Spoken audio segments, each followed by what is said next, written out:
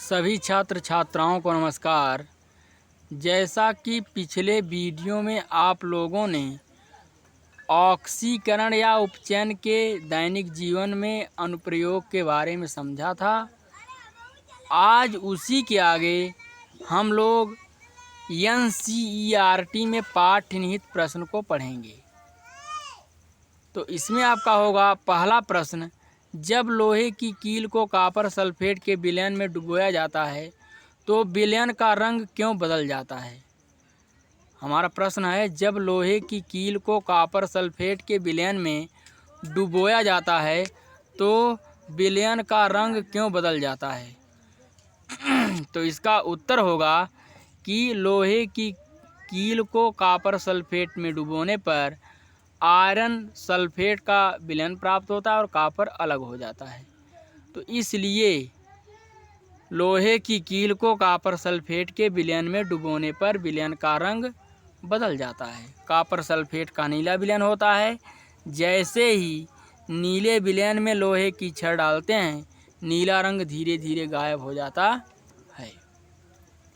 तो हमारा रिएक्शन होगा Fe + CuSO4 Fe ठोस अवस्था में यस लिख देंगे, उसके बगल में FeS माने कोष्टक में यस रहेगा, सॉलिड स्टेट में आयरन प्लस CuSO4 एक्वस विलयन हो जाएगा। तो आपको बनेगा FeSO4 प्लस Cu आपका अलग हो जाएगा। मतलब कॉपर जो है वह लोहे की छड़ पर बैठ जाएगी और हमें विलयन का रंग हरे रंग का नज़र आएगा, विलयन का रंग हरा हो जाएगा। तो इसमें एक ही बताएंगे, विस्थापन प्रक्रिया के कारण, विस्थापन अभिक्रिया के कारण, प्रतिस्थापन अभिक्रिया के कारण लोहे की कील को कॉपर सल्फेट के विलयन में डुबोने पर विलयन का रंग धीरे धीरे नीला से हरा हो जाता है। आइए दूसरा देखते हैं।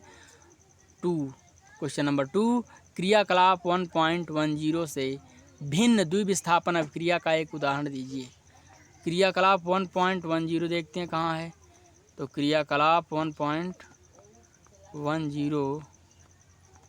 क्रियाकलाप 1.11, क्रियाकलाप 1.10, हाँ यही है। द्विविस्थापन का एक उदाहरण देना है, द्विविस्थापन का। तो द्विविस्थापन के बारे में अध्ययन करने के लिए हमने पिछले वीडियो में बताया था, आज यही दे देते हैं। तो रिएक्शन आप सुन लीजिए ध्यान से।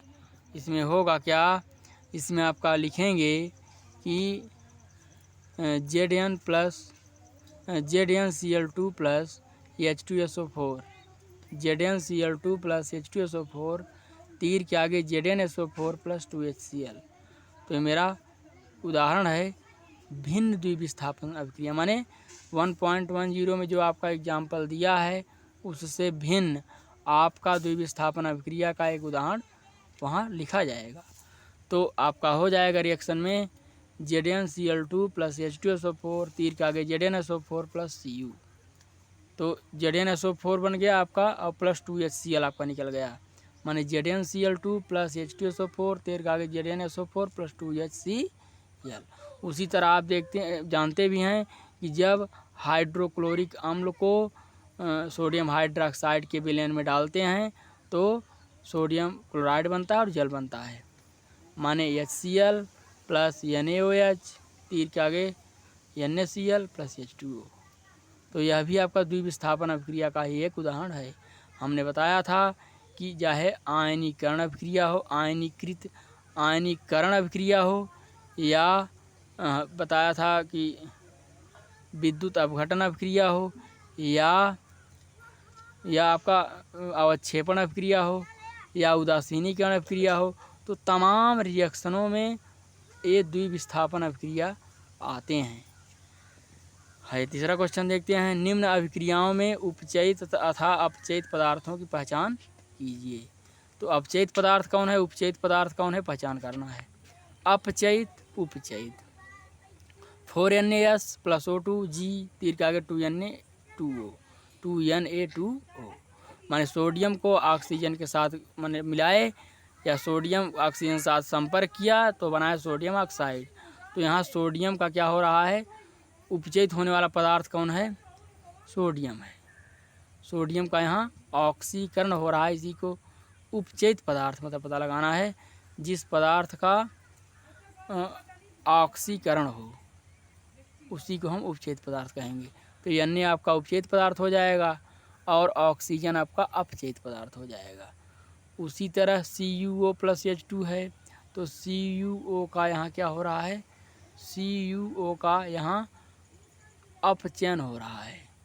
CuO का अपचयित पदार्थ CuO है और हाइड्रोजन आपका उपचयित पदार्थ है।